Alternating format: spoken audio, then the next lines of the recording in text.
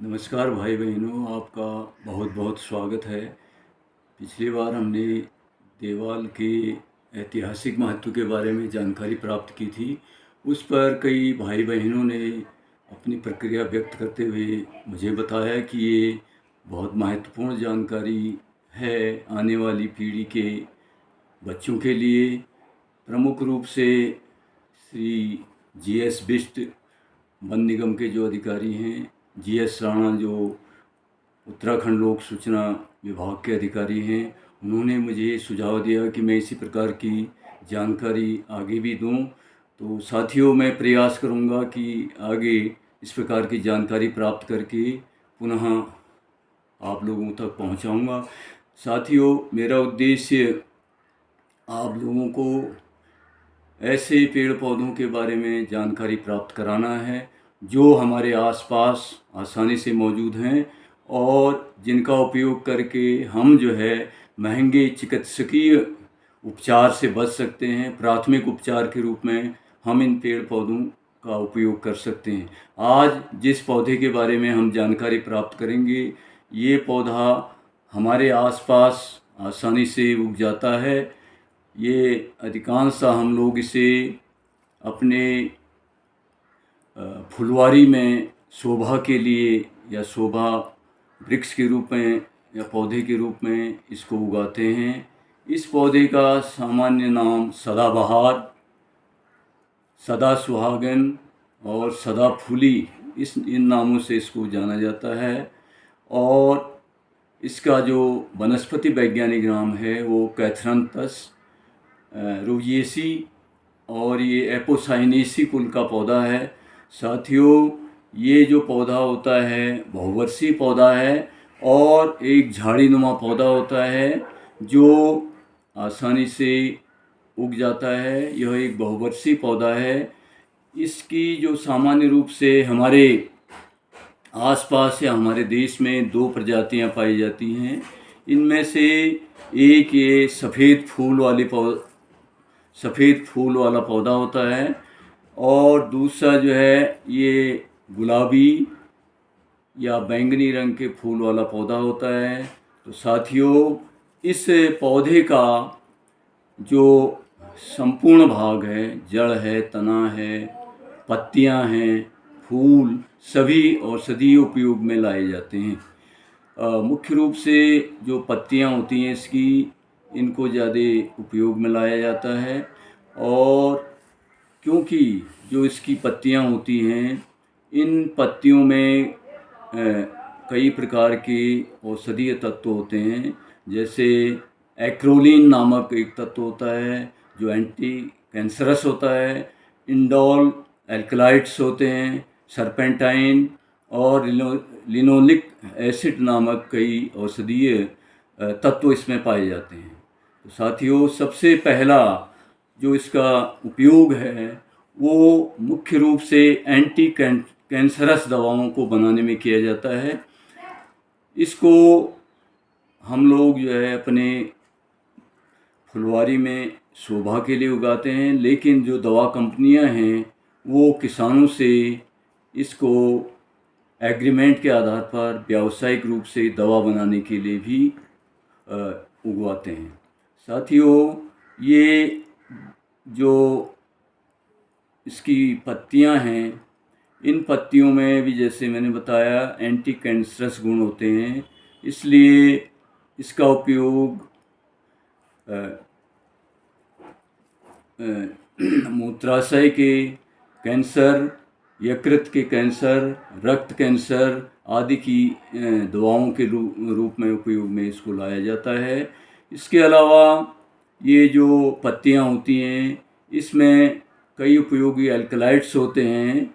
इन एल्कलाइड्स के कारण ये पौधा हमारे शरीर में उपस्थित जो पैनक्रियाज है, पैनक्रियाज में जो लैंगरहैंस की दीपिकाएं नामक एक अंतःस्रावी ग्रंथि होती है, जिससे इंसुलिन नामक एक हार्मोन्स निकलता है ये इंसुलिन नामक हार्मोन्स जो होता है हमारे शरीर में ग्लूकोज को ग्लाइकोजन के रूप में परिवर्तित, जो आवश्यकता से अधिक ग्लूकोज है उसको ग्लाइकोजन के रूप में परिवर्तित करके हमारे लीवर में संचित कर देता है।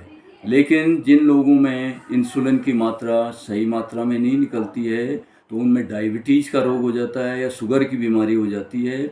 इस बीमारी में ये जो आवश्यकता से अधिक शुगर है या ब्लड शुगर जो है वो शरीर से बाहर निकलने लगती है और जिससे कि ये डायबिटीज़ की बीमारी होती है।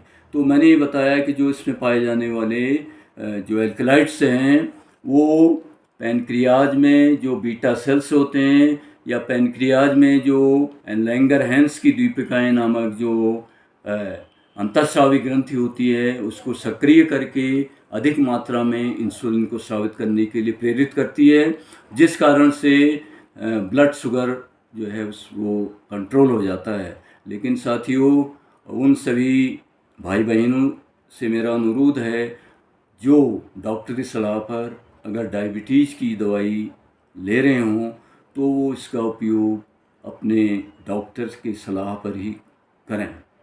दूसरा साथियों, इसका जो उपयोग है ये कफ नाशक होने के कारण श्वास, खांसी, दमा, गले से संबंधित जो इन्फेक्शन है, गले में अगर इन्फेक्शन हो जाता है उसके उपचार के लिए आयुर्वेद में बहुत पहले से इसका उपयोग किया जाता रहा है।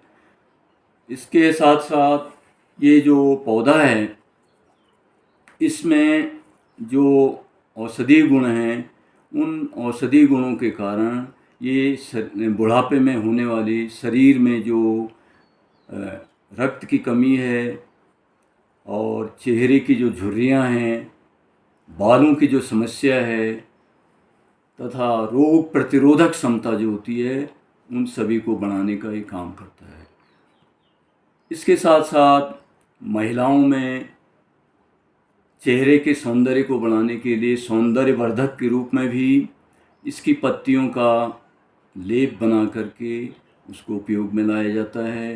बालों की समस्या में इसको उपयोग में लाया जाता है और इसके पत्तियों में जो रस है, इसकी पत्तियों का रस अगर कहीं पर दाद हो जाते हैं, जैसे दाद की बीमारी, तो उस दाद की बीमारी पर अगर इसका लेप किया जाता है तो उसमें भी इसका फ़ायदा होता है। तो इस प्रकार से साथियों हमने देखा कि एक बहुत उपयोगी पौधा है जो हमारे आसपास बहुत आसानी से उग जाता है और आप लोगों से अनुरोध है कि आप इसका फ़ायदा उठाएं।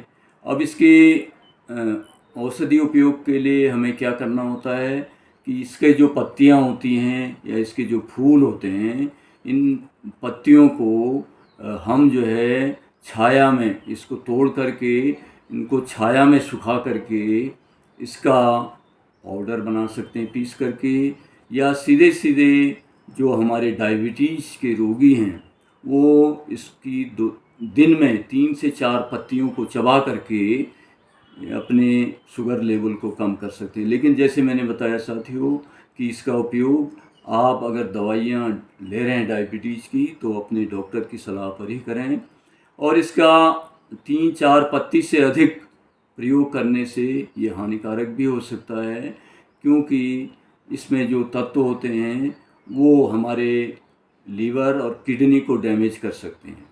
तो साथियों, सामान्य रूप से इसका उपयोग आप कर सकते हैं, लेकिन अगर दवाएं आप ले रहे हैं तो डॉक्टर की सलाह उससे ले रहे हैं। अब इसका दूसरा हम इसको प्रयोग में लाने के लिए इसके जो फूल हैं, इन जो फूल हैं इसकी 8-10 पंखुड़ियों को, इन फूल की 8-10 पंखुड़ियों को जो है इसको हम उबाल करके इसका